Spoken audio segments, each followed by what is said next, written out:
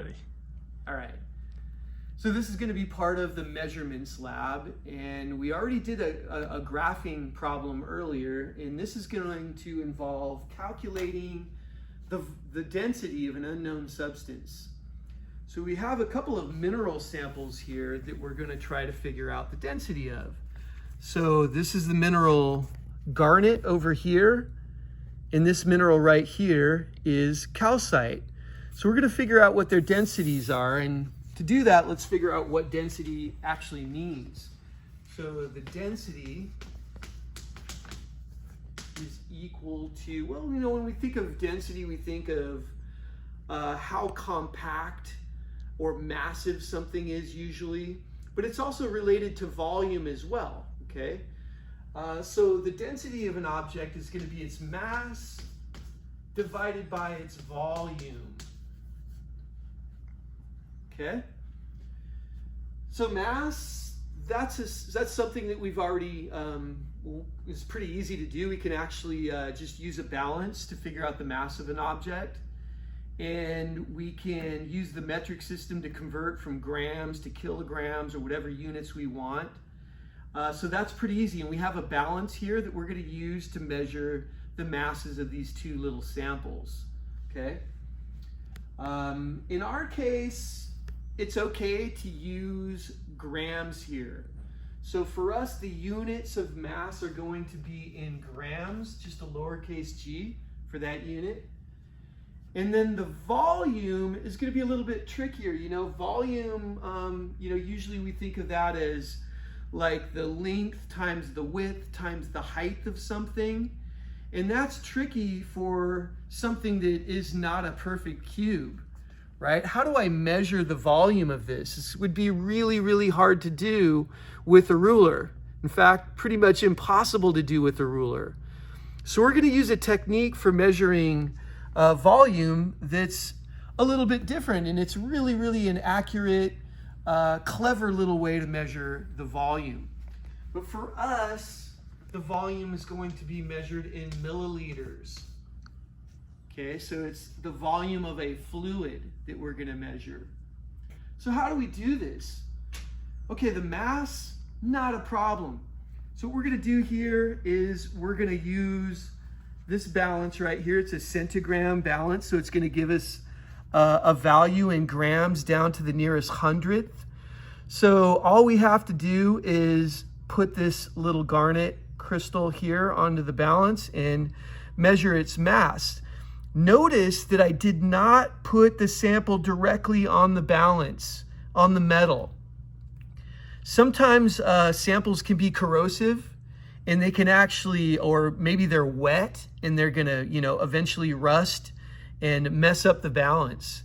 So good practice is always to use one of these little, they call them like a little boat. It's this little plastic thing, this little plastic tray that basically prevents the balance from getting scratched or wrecked in any way. So I already zeroed the balance out with this thing empty, and then I put this in, and it looks like it's 2.40 grams. Okay, so our garnet sample, garnet equals 2.40 grams. Super easy. The volume calculation is going to be a little more in depth. Well, since we're at it, let's go ahead and measure the mass of this little calcite crystal as well. So again, I want to make sure that this is zeroed. So it's at 0, even though there's a little tray there. Plop this guy in nice and gently. And it looks like the mass of this one is only 0.96 grams. Okay, we'll just go with 0.96, it's kind of oscillating there. So the calcite equals 0.96 grams. Okay. All right, so we put those guys out there, and now we're going to put a little water in this thing called a graduated cylinder. So this graduated cylinder right here is just going to measure the volume of a fluid. So, all right. Okay, so we're gonna start off by putting exactly 6 milliliters of water into this graduated cylinder. I wanna make sure that it's perfectly vertical. And looking at this, and again, the lab kind of tells you what's going on, but each one of these lines is actually 2 milliliters, okay? So if you look here, there's 5 milliliters. That would be 5.2, 5.4, 5.6, 5.8, and then 6.0 up there, okay? So let's start to fill this thing up with water. I'm gonna use this little dropper bottle to start to fill it up. So I'm gonna just pour water in here, squeeze this thing a bit, and I wanna try to make sure that I don't overfill it, but if I do, it's not the end of the world. So it looks pretty close there. Now if I need to look at this exactly perpendicular. And what I'm measuring to here is the bottom of the little curve there, the bottom of the meniscus, okay? And if you look at this, is it right on? It is not. Look at where the bottom of that meniscus is.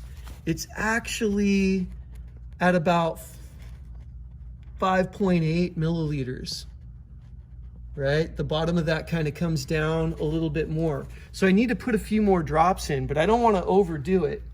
So I'm going to try to go up just a little bit here. So I'm going to put this in and put some drops in here very carefully. We're getting really close, maybe a couple more drops. And let's see how that looks. So I'm going to kind of jiggle this around a little bit, make sure it's settled down.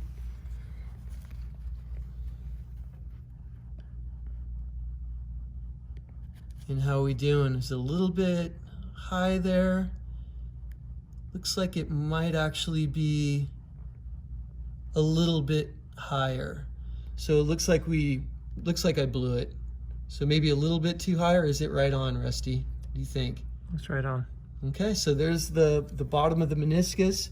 It kind of curves down, sort of up at the top here, and then it curves down to this straight dark line at the bottom, just touching it. So it looks like we're right at 6 milliliters. Okay? All right, great. So we're ready to go. We're ready to drop in our samples now. So let's start with the garnet sample. So here's this guy. And I'm just gonna drop this guy in here, and the amount that the water rises in the graduated cylinder is going to be equal to the volume of this sample.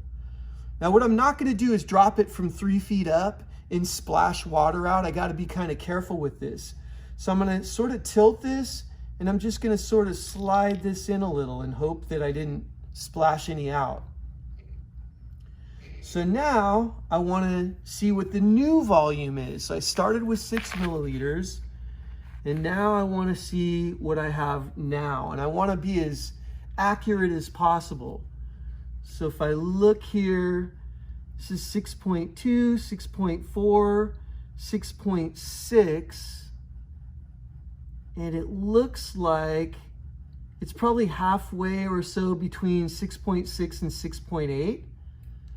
So I'm thinking this is probably around 6.7. It's easier to see actually with the camera.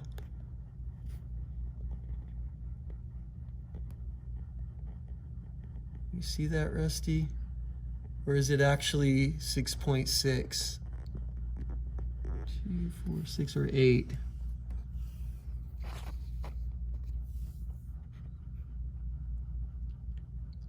Yeah, I'm gonna go with maybe a little bit below that 8. So I think I'm gonna stick with my first estimate there, that this is actually 6.7 milliliters. Okay, so let's go ahead and write that down. You concur, Rusty? Mm-hmm. All right, 6.7 milliliters. So I'm gonna go ahead and write that up on the board for our garnet. So we started off with 6.0 and we ended up with 6.7 milliliters. 6.0 we had initially. So what must the volume of the garnet be? We just take the difference between these, right? So the mass of that little garnet crystal is about 0.7 milliliters. Okay? All right, so pretty simple. Now we have a mass and we have a volume. Okay? So let's do the same thing with the calcite crystal. So I'm going to go ahead and dump this out and start from scratch. I'm going to have to carefully measure it again. And we're rolling. Okay, so we've got garnet figured out. We got its volume 0.7. And then we did the exact same thing for calcite. When we put the crystal in, the water level went up to 6.4 milliliters, so we subtracted these two to get 0.4 milliliters for the volume of calcite. So what we'll do for calcite's calculation is we'll take this mass and we'll divide it by 0.4 milliliters.